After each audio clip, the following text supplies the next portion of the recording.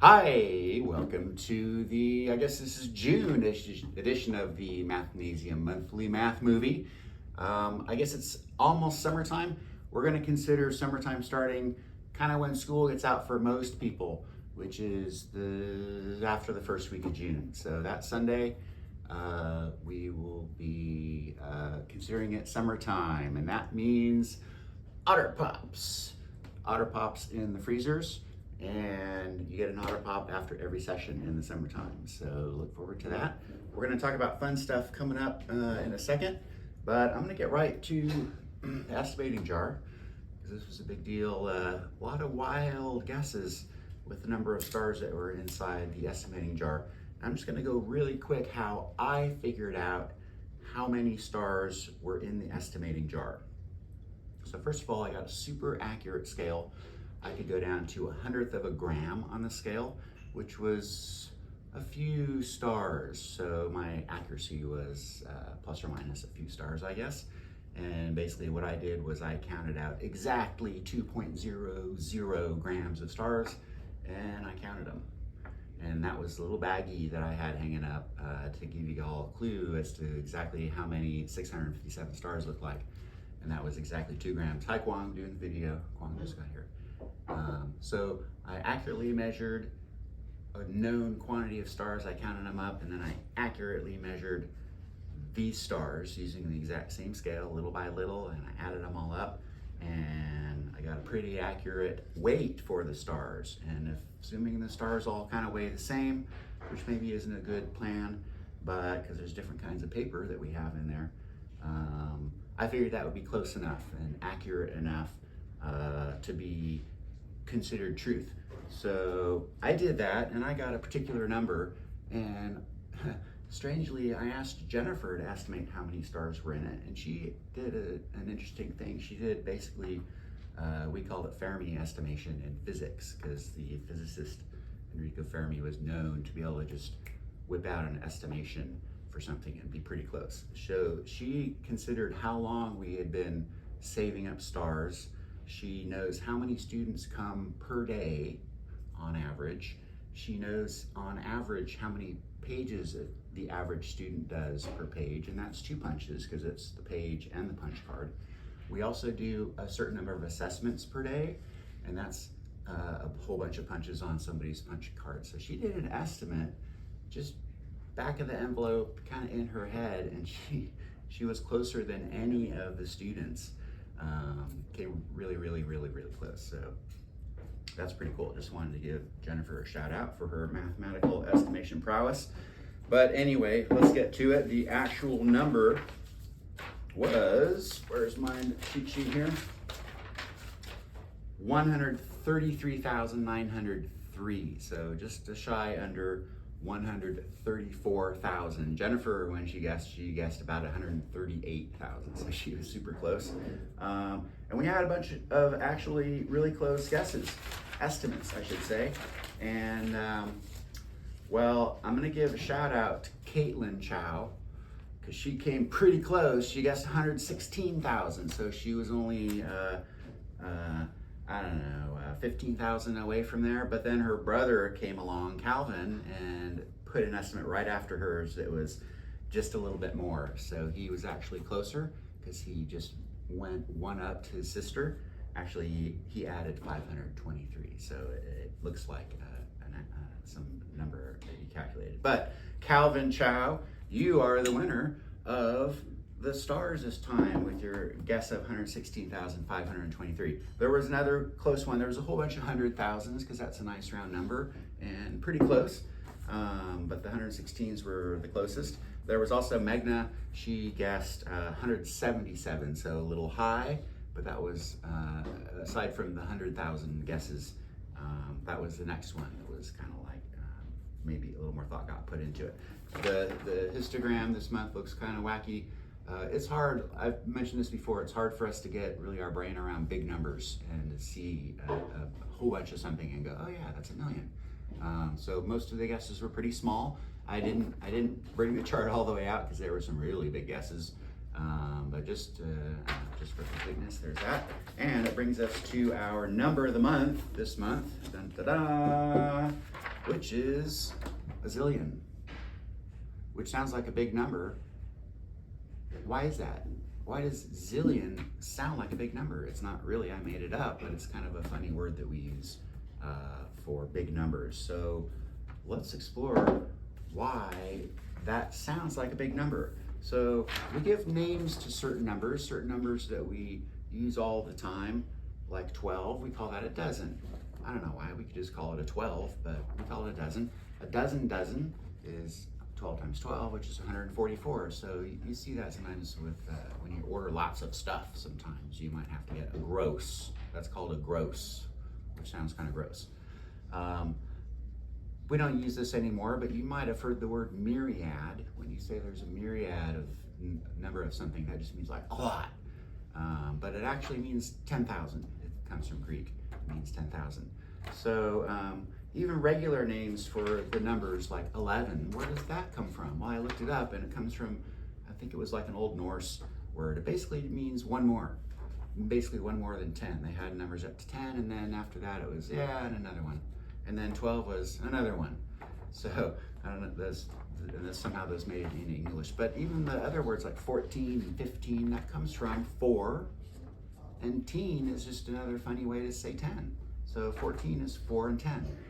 And in other languages, that's literally how they say the teens, is they would say like 5 and 10. So even the regular numbers have names, and there's a whole bunch of names I didn't talk about. But let's talk about the really big numbers. First we have 1,000, which is, I don't know where that word comes from. I should look that up, but that's 1,000. And this word gets a little confusing with all the big numbers. They start to sound like illion, and you're like, what is that? And mil, and bi, and tri. So first little side note, just for those of you that may come from the United Kingdom, I don't know if they still do this in reality, but they call what we call a million, they call that, a billion, they call that a milliard, which is like million, but milliard. Anyway, and then all the names for numbers after that are messed up with the UK. They call it the long form. So they name their big numbers differently using the same names.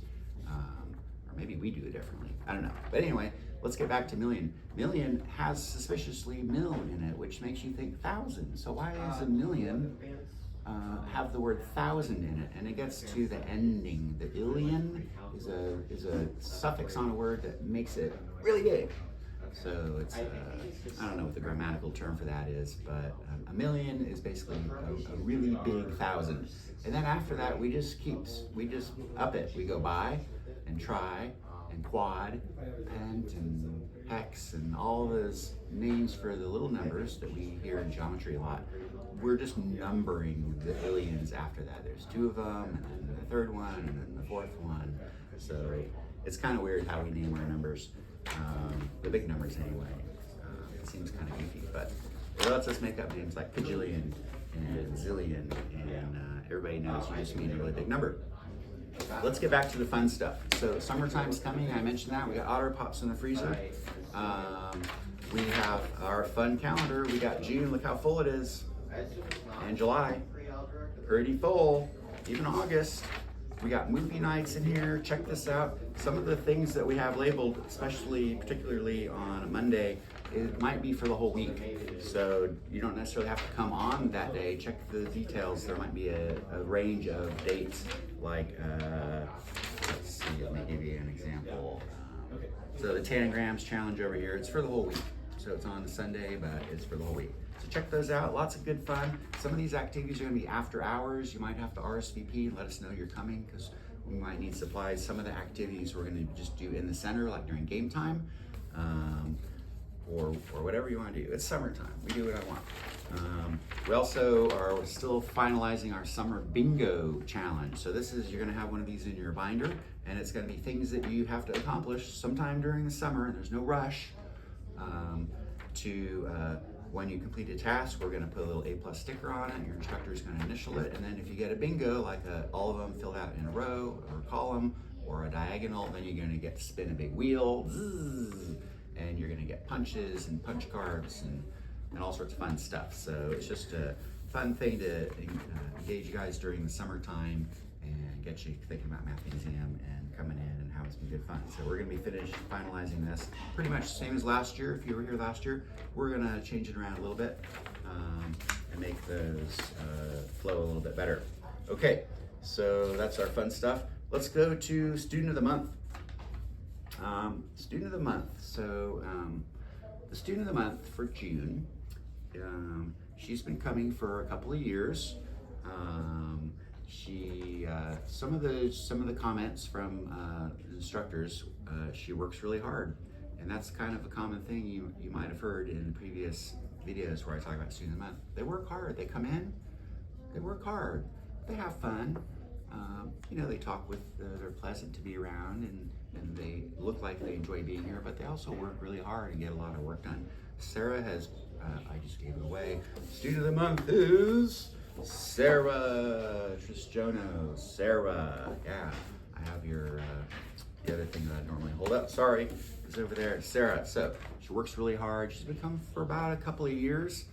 Really progressing, really just seems to be clicking with the material, and she must like it to keep coming in and doing so well. She's just finishing up 5th grade, and she's already just getting ready to do algebra readiness. So just stellar performance. She engages with the instructors and the students. That means she's friendly, she talks, she's not mean to anybody, and she's just helpful and supportive, and everybody likes to be around her. So good job, Sarah. Sarah Trisjono, Student of the Month for June. You're gonna get a yard sign, and you're gonna get this to hang up on your wall, and I got a laminated one that's gonna go up on our window for everybody to see for a couple of years. You get 25 punch cards to spend in our reward cabinet too. Good job, Sarah. All right, let's do raffle. I think we're up to the raffle now. Let's check my list. Yep, raffle. So let's see. Not too full this month. I think last month, I think a lot of people dumped in their cards that thought was going to be their month. So we don't have a big whole full thing this month. But these are people that got 100% on their mastery checks, on their challenge questions on their mastery checks. They maybe they brought in a test or quiz from school. You get a raffle ticket for doing that. So read the little thing, bring in a quiz or test from school, or do 100% on a mastery check, and you get a raffle ticket. So I'm gonna close that back up, and I got everything in there. We're gonna draw 3. The first one's gonna be the first grand prize winner for $100, and sorry I don't have a shiny crisp $100 bill on me, but for demonstration that looks better actually than a $100 bill. So you get 5 20s, or maybe I'll get a $100 bill, whoever the winner is, and it's gonna be Aryan. Aryan, you are the $100 winner. Nice job with your raffle ticket. You are really good at winning raffles. Let's do a second place, because I do whatever I want. And second place is gonna get 25 punch cards. Not many, but punch cards. This is gonna be Vanessa Trin. Vanessa, I think you won recently something, so good job again, Vanessa. 25 punch cards, that's the old style. And then let's do 3rd place, or second runner up, for 10 punch cards. This is gonna be 10 punch cards. Is well, gosh, I've never had the same person. Vanessa, I just drew another punch card. I'm kind of thinking you should win the 3rd prize too, because you must have a whole bunch of raffle tickets in there for you to try your game twice in a row. So Vanessa, I'm gonna give it to you. You got 2nd place and 3rd place. Good job. I hope this was your month for dumping in your raffle tickets, because it paid off if that worked out for you. So that's it. We're gonna call it. I got people coming in right now, and it's June already, so summer's gonna start next Sunday. Check out the bingo, and the fun calendar is ready to go for you guys. Okay, see you later. Bye-bye.